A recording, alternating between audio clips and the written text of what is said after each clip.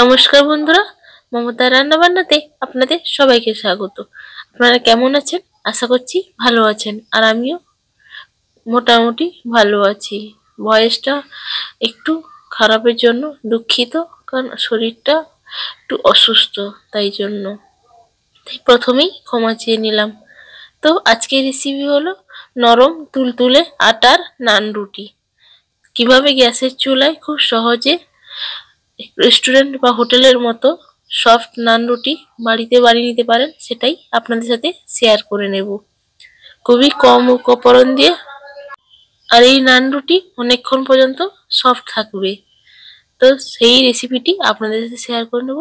তো প্রথমেই একটি পাত্রে 2 বাটি আটা নিয়ে নিচ্ছি, আর নিয়ে নিচ্ছি 1 চামচ পরিমাণ ইস্ট।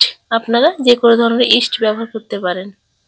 আর দিয়ে দেব 1/2 চামচ লবণ, আর দিয়ে দেব 1 চামচ পরিমাণ চিনি, আর দেব 2 টেবিল চামচ মতো রিফাইন্ড সাদা তেল। দিয়ে ভালো করে হাত দিয়ে সব শুকনো উপকরণগুলোকে মিশিয়ে নেব।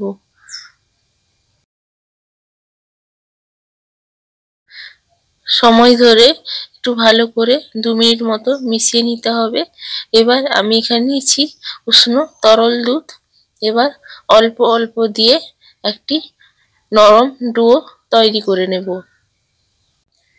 এককালীন বেশি করে দিয়ে দেবেন না, এইভাবে অল্প অল্প করে মিশিয়ে নিতে হবে, দিয়ে একটা সফট ডো তৈরি করে নেব। এই দেখুন আমার মথানো হয়ে গেছে। এবার ভালো করে একটু ঠেসে ঠেসে মাখিয়ে নেব। ঠেসানো যত ভালো হবে নরম ততক্ষণ থাকবে নান রুটি, আর ফুলকোও হবে।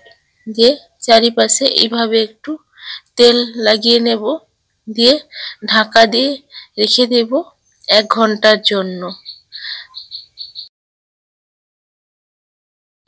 1 ঘন্টা হয়ে গেছে।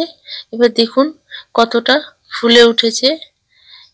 এইভাবে আবারও ভালো করে একটু ঠেসে মাখিয়ে নেব।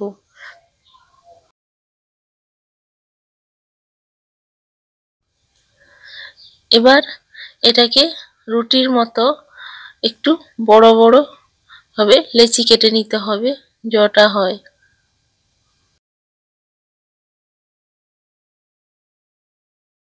দিয়ে এইভাবে ভালো করে গোল করে নেব সবগুলোকে একইভাবে।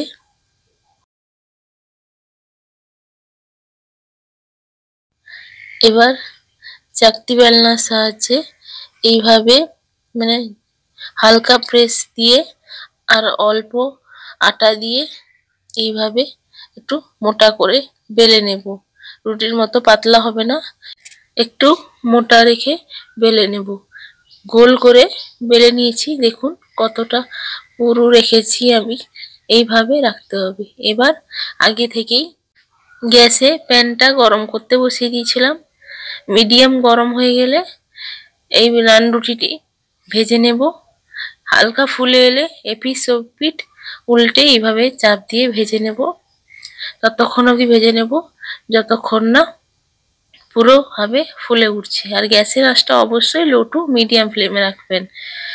অল্প অল্প করে ভেজে নেবেন, জোর আঁচ দিয়ে ভাজতে যাবেন না, তাহলে উপর থেকেই লাল হবে, ভেতরে কিন্তু কাঁচা থেকে যাবে।